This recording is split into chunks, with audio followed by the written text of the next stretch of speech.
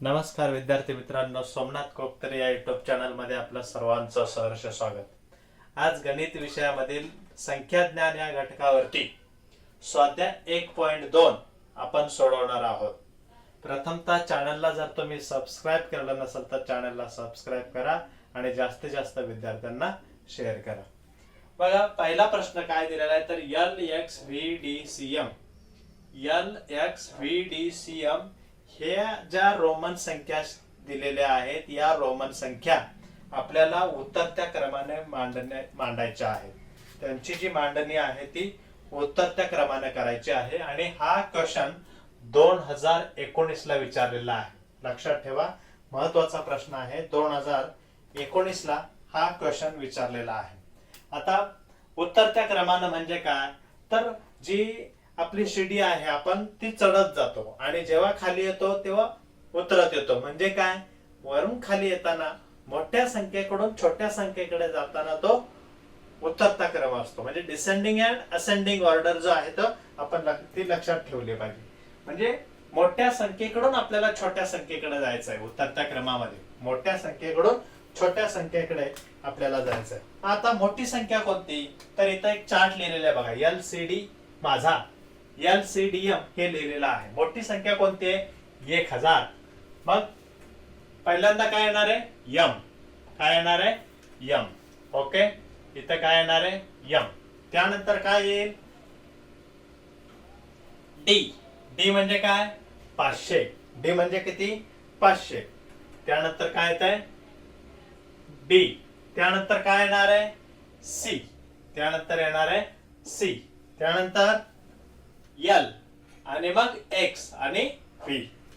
L X आणि V या पद्धतीनं पर्याय क्रमांक 4 जो आहे तो पर्याय क्रमांक 4 आपल्याला हे उत्तर मिळालेलं आहे. पर्याय क्रमांक 4.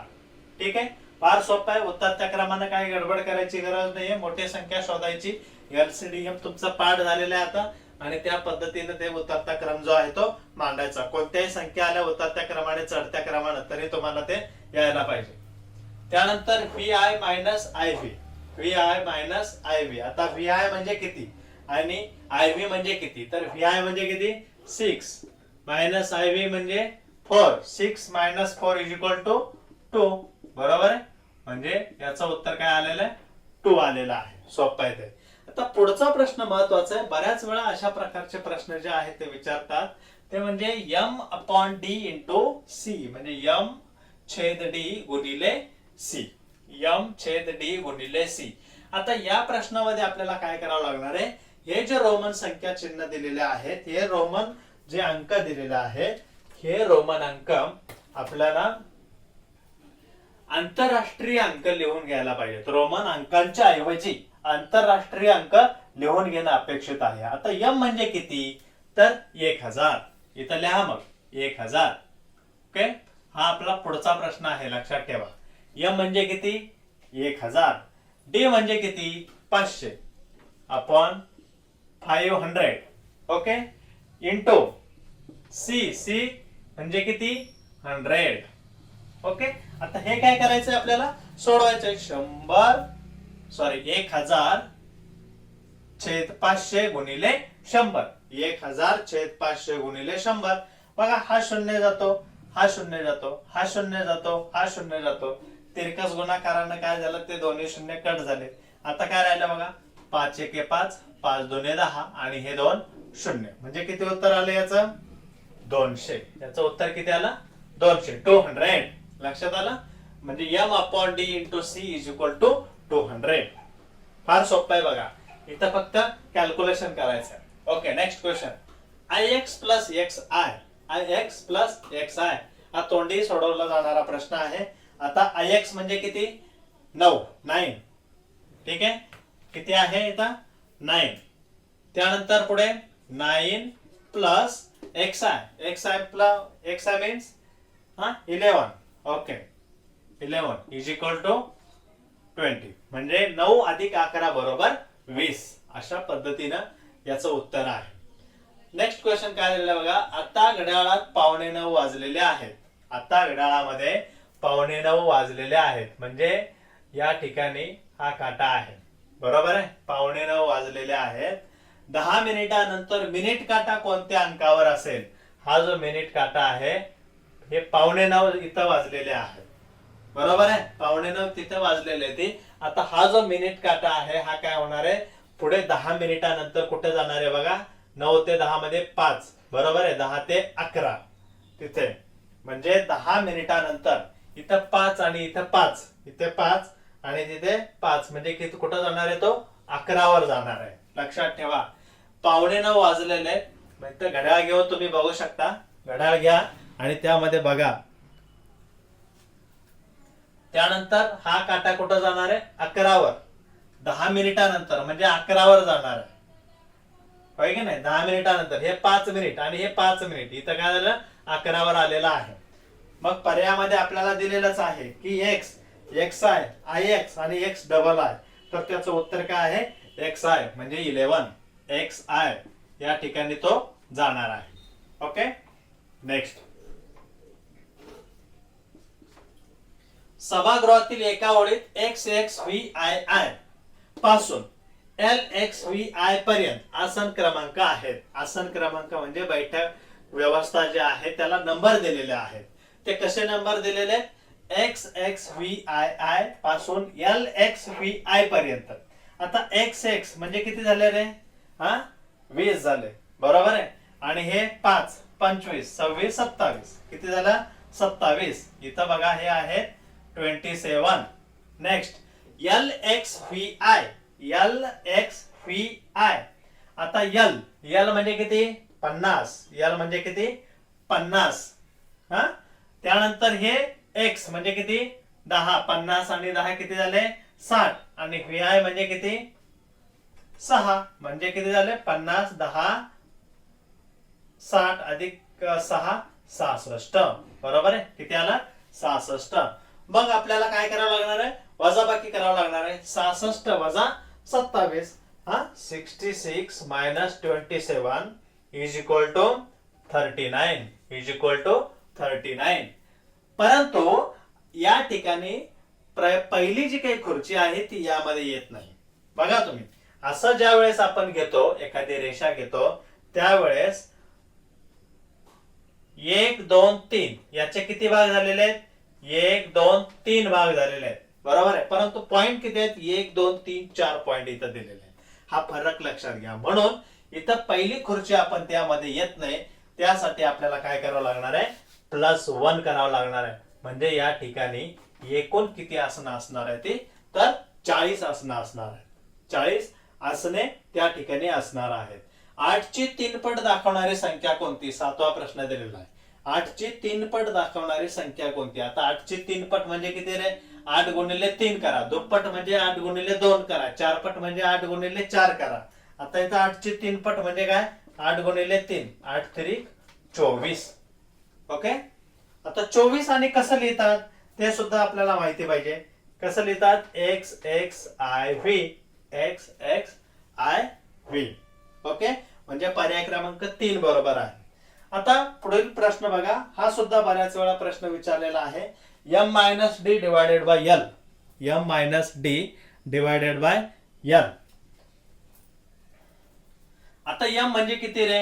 1000. तुम्हाला आता तोंडपाठ झालेला आहे. LCDM 1000. याचं उत्तर बघा, या ठिकाणी लिहितो मी. m म्हणजे 1000. ओके, मायनस d, d किती आहे? 500. त्यानंतर डिवायडेड बाय l म्हणजे भागिले, भागिले किती करा? l म्हणजे किती? 50. l म्हणजे किती? 50. आता इथे गोंधळ काय होतोय की मुलं सुरुवातीला ही वजाबाकी करतात, त्यानंतर मग भागाकार करतात. तसं करू नका. सुरुवातीला तुम्ही काय करा? या ठिकाणी हा भागाकार करून घ्या. हा काय करा? भागाकार करा, नंतर वजाबाकी करा. 1000 पदावलीमध्ये आपण ते शिकणार आहोत. वजा 500 भागिले 50. 500 भागिले 50 किती होतं बघा रे? 500 असं लिहा, खाली 50 लिहा. 0 0 कटला, बरोबर आहे. 5 1 5, 5 1 5 आणि हा 0 म्हणजे उत्तर किती आलं? 10. 1000 वजा 10. 990. 1000 वजा 10 किती आला? 990. या पद्धतीनं स्वाध्याय 1.2 मधील पहिली 8 उदाहरणं जी आहेत ते आपण सोडवलेली आहेत. स्क्रीनशॉट काढणार असाल तर काढून घ्या, म्हणजे तुमच्या लक्षात येईल. ठीक आहे.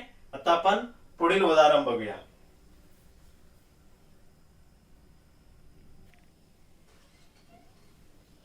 पुढे बघा कोणतं उदाहरण दिलेलं आहे. 9वं उदाहरण. एक्स व्ही आय आय अधिक I X minus I V plus C, I V plus C अशा प्रकारचं उदाहरण जे आहे ते आपल्याला विचारलेलं आहे. आता हे जे 9वं उदाहरण आहे ते मी इथे खाली सोडवतो. एक्स व्ही आय आय म्हणजे किती ते प्रथमतः आपण आंतरराष्ट्रीय संख्या चिन्हामध्ये लिहिलं पाहिजे.